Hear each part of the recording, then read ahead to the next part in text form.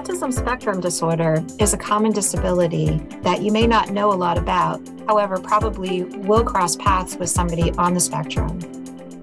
Autism presents in many different ways in young children, such as play, speech, learning, and even behavior. It's important for parents of young children to recognize the symptoms and discuss any concerns they may have with their child's development with their pediatrician. Early interventions can start the process to help a child develop the skills and abilities needed to overcome the challenges that interfere with their daily living.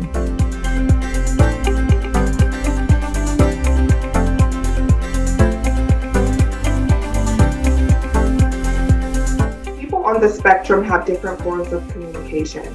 While some people on the spectrum may be able to communicate verbally, others may need to use an alternative method.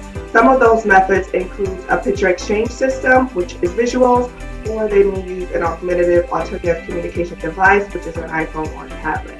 Please keep in mind that while people on the spectrum communicate differently in different ways and use different methods, it does not mean that they don't understand what you are saying to them. It just means that they need to utilize one of the methods, either it being picture exchange system, visuals, or an iPhone or a tablet.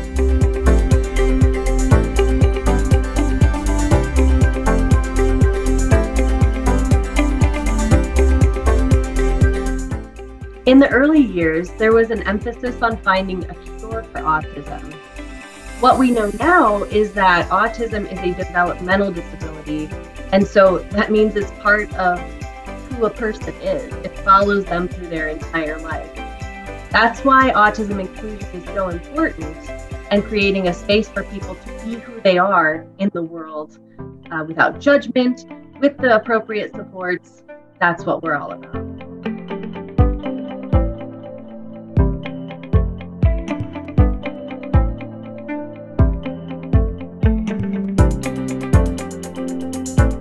You might have seen some kids on the spectrum walking around with noise cancelling or noise reduction headphones. This is to help them manage the stimulus that they're getting from the environment.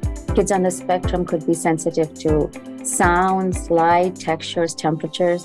So something like the fluorescent lights, which we normally wouldn't notice, can be very upsetting for kids on the spectrum, and they get a lot of sensory input from the environment. On the other side, it's hard for them to pick which stimulus in the environment to react to. So if you're calling out their name, they have so much going on in their brain that they might not respond to you calling them, even if you're using their name.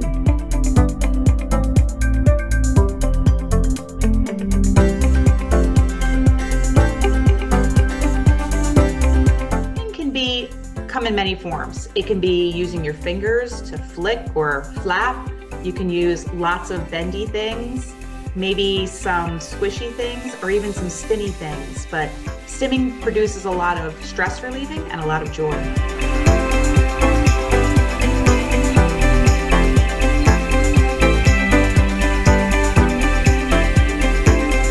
Kids with autism tend to thrive on structure and routine, and a visual schedule really helps them. This is an example of one. And imagine being a person with autism and you don't know what's coming next, where you're going next. It really causes a lot of stress and anxiety in them, and that's where you might end up seeing some challenging behaviors.